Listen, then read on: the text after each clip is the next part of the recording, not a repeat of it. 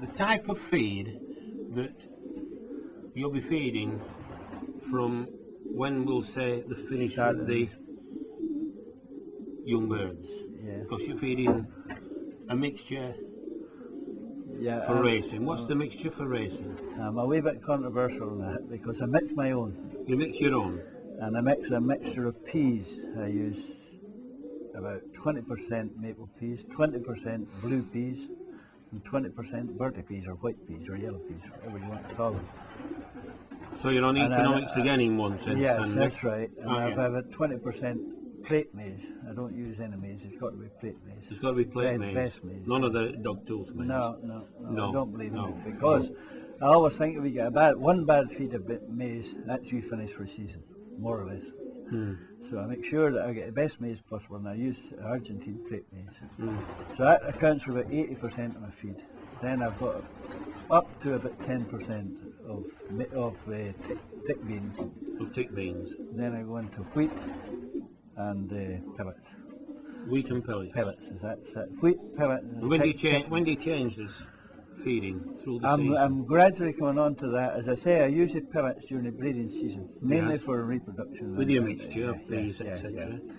And I come off the pellets and up the maize as the raising's going on. I replace the 5% pellets with another 5%. So I'm 25% maize now. 25% maize. And as the distance racing comes in, I'll increase that maize a bit more, take away the wheat. No, the peas stay the same. No, the peas always stay the same. Always stay the same. I'll drop the tick beans. I'll drop a bit to accommodate more maize. More maize. And the reason I do that is I always feel that tick beans require a lot more digestion than peas for the exact same protein content. Well, there is a saying that to burn high protein, it takes energy, doesn't it, to burn it? That's right. Yeah. Well, it's only theories at the end of the day, because you go along and somebody else feeds 50% tick beans and are just as successful as I am. But that's the general theory, isn't it? Yeah. That it takes energy to burn. That's right. High protein. Yeah. You don't feed any peanuts or anything like that? Oh, I do feed peanuts, but I use them mainly as a tidbit. Well, as a tidbit? Yeah, but I increase that tidbit as the long races come. As the long races come? Yeah, because the pigeons actually become really desperate to get at them. What would you say? And another little thing I do with peanuts, I'll go around late at night. This is more sort of things that you would do. Yes. I come along every nest box and I'll put about 4 peanuts in, just as it's getting really dark.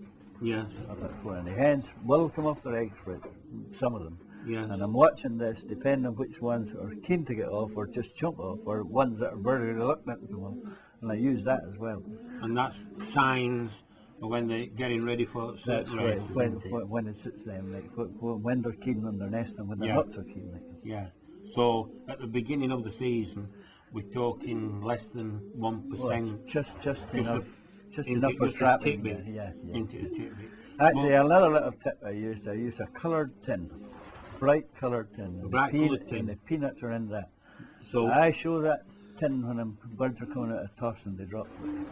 They recognise it's got to be a bright coloured tin. Yeah. Well, they know it. As soon as you pick the tin up, they know the peanuts there. Yeah, I'm sure they do. I've seen that many occasions. Yeah. What percentage of peanuts will we be talking about? Very, very small. We get to short of 500 miles. 1-2% most. So we start training the birds. The first chuck is at 40 miles. Yeah. What stages will you increase it then? I understand that you'll train frequently at 100 miles. Yeah, I'll go 100 miles, depending on which way the wind's blowing. Yeah. If it's a headwind, I'll stop at 50 miles. Stop at 50 miles. That's Morpeth to me. Like. Morpeth. I'll stop at 50 miles. They've got a headwind. I know they're going to take a couple of hours to fly home. It's not the distance that I'm interested in, it's the time on a wing. Yeah. And I've got to have 2 hours. What effort? Strenuous effort. What 2 hours to wing. I'm trying to build muscle. And the reason I arrived at that conclusion was that when I looked at athletes, human athletes, even horse training, dog training, it's trying to build muscle. Trying to build a muscle or the endurance that's a muscle that causes endurance over a long distance of time. That's right. Yes. And I find that if you're racing, if you send pigeons, I've heard fanciers saying, I was down at such and such, and birds were sitting there laughing when I got home. And I always say, well, you've wasted your time. So in other words, what we're looking for is a strenuous effort in the training to put that build muscle. 2 hours in the wing is adequate, I think. Well, I try to get my own pigeons down to 100, 200 miles myself. Yeah. And they learn Well, to... you're sure of what's happening there. Yeah, and they're on their own, aren't they? That's right. And they're not mixing with other pigeons, are they? No. That's no. very That's important. very important. Very important, isn't it, Sandy? Because, well, you're trying to find out what your pigeons are. And as much as the more you train with pigeons in big batches, the more you're less sure your pigeons know where they've been going. That's or right. using their heads at all. That's right. So when you're training your pigeons, you more or less stick them yourself, more or less, not all the time. How many pigeons will you liberate together? Will the whole basket go, or will 2 or 3 at a time go? No, I'm not a believer in this single tossing or reducing to 2 or 3. You do have a hawk problem, I know that, and the batch does it. But when you're talking about 20, 30 pigeons, there's economics comes into travelling that distance as well. You're not going to travel with 6 pigeons, you're going to take as many as you possibly can. Well, if you take them all if you can. If you take all your pigeons down the road, will you liberate them all at one go? Yeah. You liberate them all at one go. And another little thing, I have them in the boot, 2 baskets in the boot. I get there, I wait 5 minutes, and I liberate the pigeons. I don't give them a drink, I don't let them sit in the sun and all that sort of things. No. And it makes absolutely no difference, in my mind. In your mind, yeah. Well, it makes them work and think straight away, doesn't it? That's right, yeah. What type of, and what methods of motivation? You try a lot of little tricks with them? Well, this all comes down to observation. I mean, you can vary, I can go through various